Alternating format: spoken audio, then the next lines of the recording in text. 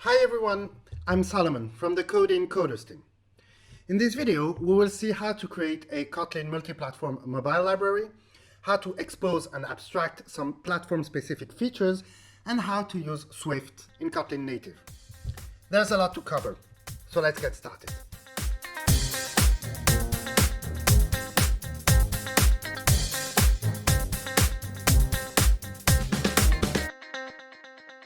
As you probably know, Kotlin Multiplatform allows you to abstract the backend of your application, leaving the UI frontend to be specific to the targeted platform and programmed using their native language.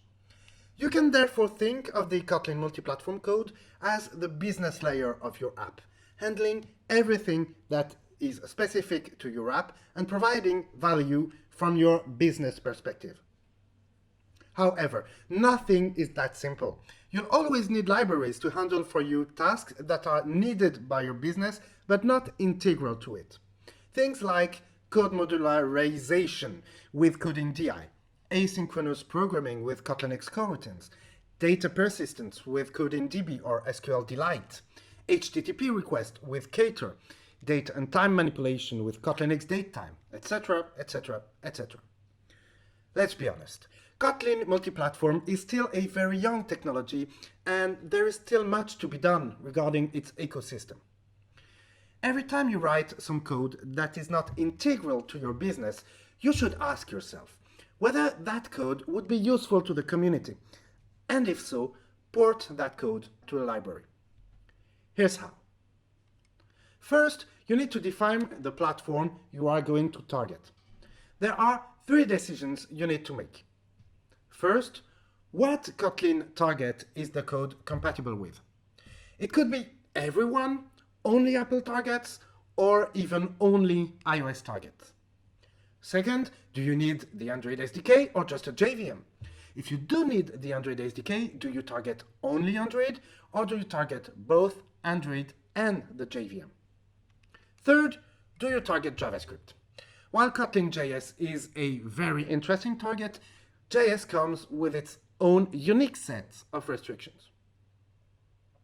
Then you can create a Gradle build script that reflects the target you are using. Here's an example of a simple iOS and JVM library. It's the smallest form for a Kotlin multiplatform library, only targeting iOS and the JVM. Note that by adding the iOS target, you are actually adding 2 different targets. One for the iOS simulator named iOS X64 and one for the actual iPhones named iOS ARMED 64. Also, you should make sure that these 2 lines are in your Gradle properties file, as they enable IntelliJ IDE features that make multiplatform development a lot easier. Let's say you want to create a library that can read a file's entire content as a string and provide some other simple file utilities. Let's call this library KMFile. Android API for accessing the files is actually the JVM API, so we can target the JVM rather than specifically Android, and therefore have the library be compatible with all JVM compatible platforms. The first thing you'd want to do is to create an API that abstracts the required behavior and be usable in a common Kotlin multiplatform code. The KMFile class is an expect class. This means that it is actually a blueprint of what is expected to exist in each platform. That's why the path property cannot be a constructor parameter. We are expecting a KMFile class with a constructor parameter called path, and we are also expecting a path property. Whether this parameter is linked to that property is left to the actual implementation. Let's implement this class for the JVM. The implementation should be very simple. The expect actual syntax is actually a lot more constraintful than a classic interface. An actual implementation must be exactly as expected. No subtypes or generalization allowed. Also, everything that was expected must be explicitly marked actual. As you can see, the iOS implementation is a bit more complicated, but not that much. That is because the Kotlin native API exposes the iOS Objective-C API. Objective-C is an old language that's basically an objective layer over the C language, hence its spot-on name.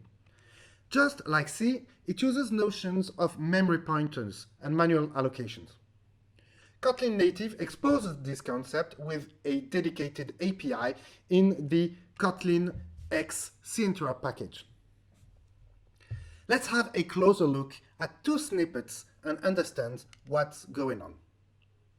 The memScope function opens a scope that allows to allocate memory in it and will deallocate said memory when the scope closes. It is very useful in functions where we want to allocate memory that needs to live only during the function execution. We use it here because we need to allocate the memory for a Boolean value and pass its pointer to the file exists at path function. This function will fill the pointed memory with a Boolean, defining whether or not the path parameter points to a directory. Here, we need to copy the memory content of an Objective-C NS data to a Kotlin byte array. Because the byte array is a Kotlin object, it is managed by the Kotlin memory manager, which may move objects inside its internal memory for optimization purposes. We therefore need to pin it, asking the Kotlin memory manager not to move its memory around while it is pinned. Once pinned, we can access its backing raw memory pointer and pass it to the POSIX memcopy C function. As its name suggests, copies memory. As you should have understood by now, using C and Objective-C in Kotlin is not trivial. The good news is that it is not very complex either. Once you understand notions like object pinning, memory scopes, and pointer dereferencing, things become easy pretty quick. We will go into more details about C and Objective-C interrupt in a later video. Apple is heavily invested in Swift, its in-house programming language, and has started to expose some of its iOS's newer APIs in Swift only. This may be a problem, as Kotlin native currently only interrupts with Objective-C, and the Kotlin team has put the item direct interoperability with Swift in the postponed for later column of their official roadmap, at least at the time of shooting this video. All is not lost, however, as Swift can interrupt pretty well with Objective-C, so we can use Objective-C as a bridge between Swift and Kotlin. An example of iOS API that is only exposed in Swift is the CryptoKit API that was introduced as part of iOS 13. Let's say we want to use the CHA-20 Poly 1305 algorithm it provides. For reference, CHA-20 Poly 1305, affectionately known as CHA-Poly, is an authenticated encryption that, as its name suggests, allows to encrypt and authenticate a secret message. It is widely used in modern protocols as it is highly optimizable on standard x86 and ARM processors. First, we need to create an XCode project that will provide an Objective-C bridge to the Swift API we want to consume. For that, we'll create a Swift static library. As CryptoKit is only available in Swift, we need to create a Swift static library and write our own API as a facade over it. We need to provide a way for our API to return either a data result or an error. The Swift result type is not available in Objective-C because it cannot handle Swift generics, so we need to write our own. XCode will automatically generate an Objective-C interoperability layer provided that two conditions are met. A Swift class exposed to Objective-C must extend NS objects, and all symbols exposed to Objective-C, whether classes, methods, or properties, must be public and annotated with @Obj-C. As you can see, in this code, we have only annotated the data result class and its two properties. The constructors are not annotated, as a data result will only be constructed in Swift. We can now write our own interrupt layer. Just like data result, the Swift Cha-Cha Poly class follows the same Objective-C interrupt conventions.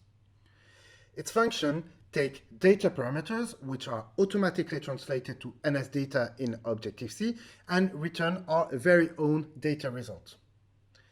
Internally, this function uses CryptoKit and its Cha-Cha Poly class and subclasses. These types are purposefully not exposed to Objective-C. Only a simple interface that is easily translatable is exposed. There's a last piece of the puzzle we need to configure in XCode, the automatically generated Swift interrupt Objective-C header. First, we need to create an empty bridging header file and configure it in the static library configuration. Even though it is empty, this header informs XCode that it needs to run the Objective-C interrupt generation. We also need to export the generated interrupt header with the compiled static library. This is done with a run script build phase. Now, once the library is compiled, it generates an Objective-C header that exposes our very own Cha-Cha Poly API. Back to our Kotlin Multiplatform library project. To use the static library we just created in our Kotlin native code, we need to ask Kotlin native to generate its own interoperability layer for the Objective-C API defined in the header. For this, we need to add an interrupt phase to our build. Interrupt phases are configured using definition and a Gradle configuration. If we want to add a Swift Cha-Cha Poly interrupt phase, we need to create a file called src/nativeinterrupt/sinterrupt/swift-chachapoly.def. In this file, we define the package in which the generated Kotlin code will live, the header the interrupt tool needs to read to find the API we want to access, the static library to embed with the Kotlin library and to later link against, as well as some linker flags that are needed when linking with a library containing Swift code. I'd like to draw your attention to the version min flags, as they add the requirement that the iOS application that will use the library be targeted to iOS 13 or newer. Swift interrupt using static library require this version of iOS at minimum. At the time of shooting, iOS 13 or newer represents a bit more than 90% of iOS devices, so it should be okay. Next, we need to configure Gradle to add the defined interrupt phase. With this, we can run the sinterrupt Swift Cha-Cha Poly Gradle task that will generate the Kotlin code to access the Objective-C API. Note that using an interrupt layer currently breaks IntelliJ IDEA code autocompletion and analysis. We therefore need to use a workaround in the form of the iOS target lambda we first defined. This workaround won't be needed anymore once JetBrains releases a commonizer compatible with interoperability layers. This bug also means that we need to disable enable granular source sets metadata in Gradle properties.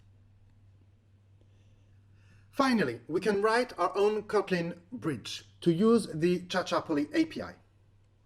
First, we need to transform byte arrays to and from NS data.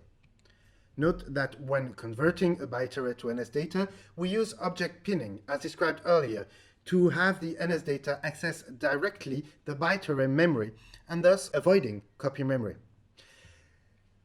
Alas, this optimization is not possible the other way around, so we do need to copy memory when converting an NS data to a byte array. Next, we can write our own Kotlin facade of the API. As you can see, once we have all in place, the final piece of the puzzle is a simple facade that transforms arguments and returns types. We use a custom unwrap extension function on data result to throw an exception if the code fails. and we use auto-release pool to ensure that all NS data created in these methods are properly released when the method returns. So, all that's left for us is to test this function to ensure that all pieces of the puzzle nicely fit together. We can write a very simple Kotlin multi-platform code that checks this implementation of Cha-Cha-20 Poly 1305, and these tests creates a fake encryption key and nonce, encrypts the hello world message and checks the results bytes. Then decrypt it and check that the decrypted message is equal to the original hello world. With this, we can ensure that our Kotlin to Objective-C to Swift pipeline works as expected. Of course, all the code I've shown today is available in a sample repository. You'll find the link in the description. Now that we have worked so hard for our library, it would be nice to release it to the world and provide it to the community. In the next video, Romain will walk you through everything needed to release a Kotlin multi-platform library in your local repository or in an online specific repository, and finally make it available publicly in Maven Central. I hope this video has inspired you to write libraries and make contributions to the Kotlin multi-platform ecosystem and community. Thanks for watching, and I'll see you next time.